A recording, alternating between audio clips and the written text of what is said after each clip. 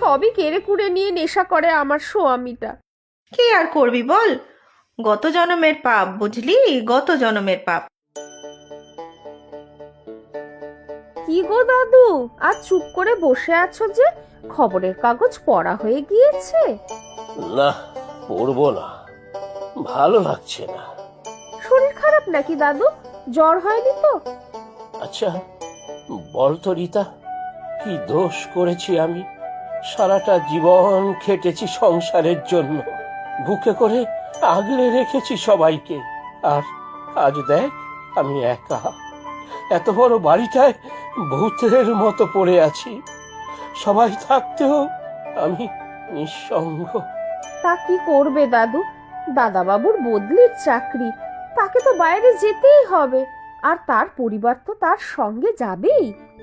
সে তো বুঝি রে, তাদের সবারই কত কাজের চাপ, বাচ্চাটারও তো ভবিষ্যৎ আছে।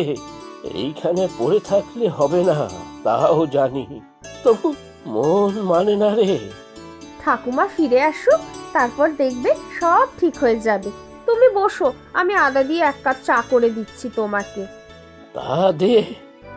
আচ্ছা শোন, তোর বরের যেন কি নাম? যতীন। কেন দাদু? কাজকর্ম আছে কিছু এখন?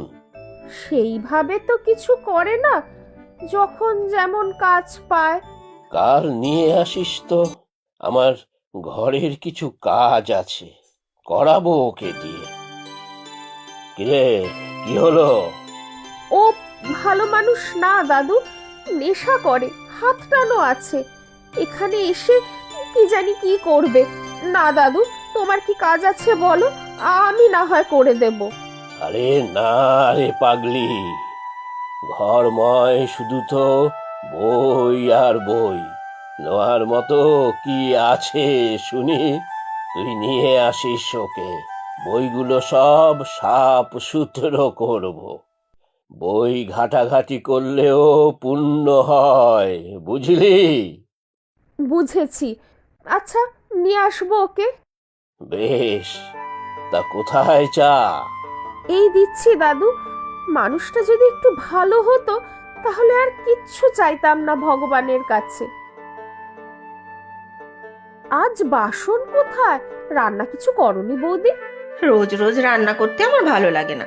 শনিবার তো আজ, হাফ ছুটি। তোর দাদাবাবু আসবে একটু পরে, দুজনে মিলে যাব রেস্টুরেন্টে খেতে, বিরিয়ানি আর মাটন চাপ। ও তাই? খুব বাইরের খাবার খাচ্ছ বৌদি। গতবার ডাক্তারবাবু না মানা করেছে তোমাকে বেশি তেল মশলা পাঁঠার মাংস না খেতে? এই তুই চুপ কর তো, খুব জ্ঞান দিচ্ছিস আমাকে। পয়সা আছে তাই খেয়ে যাব, অসুখ হলে ডাক্তার আছে, হসপিটাল আছে। কিন্তু সাধ করে হসপিটালে যাবে বৌদি? সেটা কি তোর কাছে জবাবদিহি দিতে হবে রে, হাওয়াতে বাড়ির বউ? তুই এসব কি বুঝবি? স্বামী আগে রোজগার করে দেখা, তারপর বুঝবি ফুটানি দেখানো কাকে বলে। যা, বাসন যখন নেই তখন রান্নাঘর ভালো করে ধুয়ে দে। আচ্ছা বৌদি, আমার ভুল হয়েছে তোমাকে বলে। নিজের যোগ্যতা অনুযায়ী কথা বলবি, বুঝলি?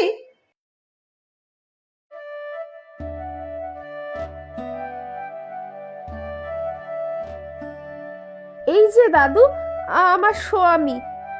আহ, তুমি যতীন? আগে হ্যাঁ কর্তা, কি কাজ আছে বলুন, আমার আবার একটু তাড়া আছে। কোনো তাড়া নেই দাদু, ওর মিথ্যা কথা বলছে। এখান থেকে বেরিয়ে নেশা করতে যাওয়ার তাল। আচ্ছা, তুই যা রান্নাঘরে, আমি কথা বলছি ওর সাথে। আচ্ছা যতীন, বসো এখানে। আহা, নিচে কেন, নিচে কেন, এই সামনের চেয়ারে বসো। না না কর্তা, আমি এখানেই ঠিক আছি। বলুন তাড়াতাড়ি কি কাজ আছে আপনার। আর হ্যাঁ, টাকা দিতে হবে কিন্তু, মাগনায় কিছু করি না আমি। বেশ, টাকা দেব, তবে কাজটা কি শোনো আগে। হ্যাঁ বলুন। পড়ালেখা জানো? বইয়ের নাম পড়তে পারবে? বেশি দূর পড়িনি কর্তা, 8 ক্লাস ফেল। ব্যাস ব্যাস, ওতেই হবে। এই যে আলমারিতে যত বই দেখছো, সব নিচে নামাও, তারপর ঝাড়ু পোছা করো। পারবে তো? শুধু ঝাড়পোছ করা, সে পারবো। তারপর নাম দেখে দেখে জায়গার বই